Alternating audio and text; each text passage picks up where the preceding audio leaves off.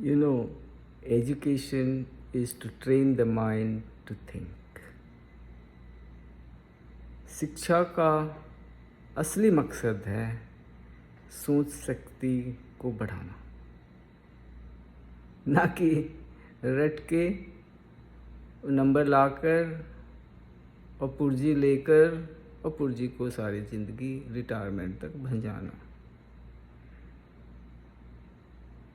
ये बहुत ही मैकेनिकल हो जाता है। इसके बाहर सोचिए, समझिए, कुछ क्रिएट कीजिए, कुछ ज़्यादा सोच कर समस्याओं का हल निकालिए। दुनिया में बहुत सारी समस्याएं हैं। जितना पढ़िएगा उतना आपका दिमाग फर्टाइल होता जाएगा, उतना उपज होता जाएगा नए नए आइडियाज़ का। और दो इनपुट है, सुन के और देख के चाहे वीडियो चाहे लिखा हुआ कोई चीज़ पढ़ के। रीडिंग या व्यूइंग वो आँखों से ही है। तो दो इनपुट है, through the eyes and through the years, और दो आउटपुट है, लिख के और बोल के। वैसे तो प्रकार अलग अलग हैं आउटपुट के, जैसे कोई एक्टिंग कर रहा है, प्लेइंग कर रहा है, डांसिंग कर रहा है, तो वो भी आउटपुट है। उसमें साइकोमोटर एक्टिविटी, फेस पर एक्सप्रेशन दे के डांस कर रहा है, भरतनाट्यम, वो भी आउटपुट है। पर जनरली स्टडी के माने में दो इनपुट आँखों से, कानों से, और दो आउटपुट जिह्वा से, टंग से, यानी बोलकर या लिप्स बोल सकते हैं, और दूसरा हाथों से यानी कलम से लिखकर। लिखने से बहुत सारे आइडिया दिमाग में आते जाते हैं।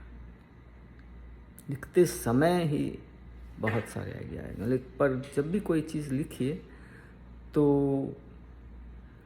उसी समय एडिटिंग मत कीजिए। उसी समय एडिटिंग मत कीजिए। सही स्पेलिंग करना है, ग्रामेटिकल मिस्टेक्स है, सेंटेंस स्ट्रक्चर, सबको नहीं।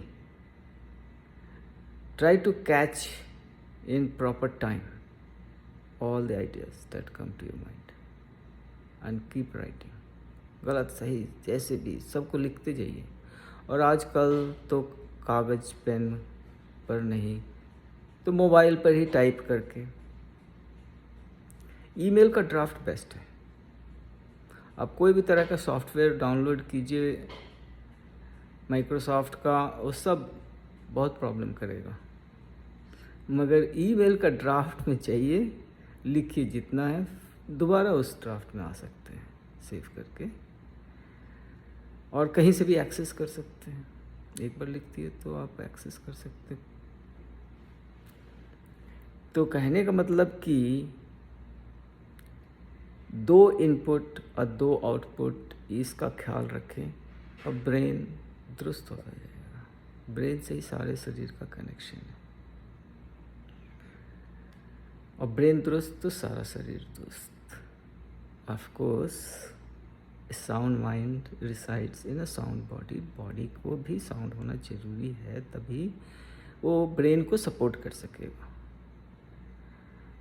वो हुआ खान पान, एक्सरसाइज, फास्टिंग भी, फ्रूट्स वेजिटेबल लिए, उस तरह से शरीर आपका सही है, मस्तिष्क भी सही रहेगा।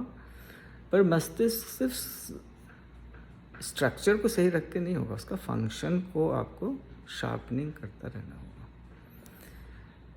तो दो इनपुट और दो आउटपुट पर हमेशा ध्यान रहिए।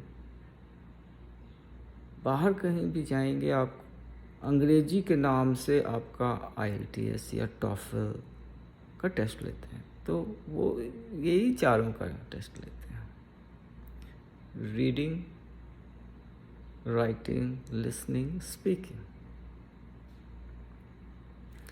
तो रीडिंग और लिसनिंग हो गया आपका इनपुट, और राइटिंग और स्पीकिंग हो गया आपका आउटपुट। इसमें सारे ब्रेन का टेस्ट हो जाता है।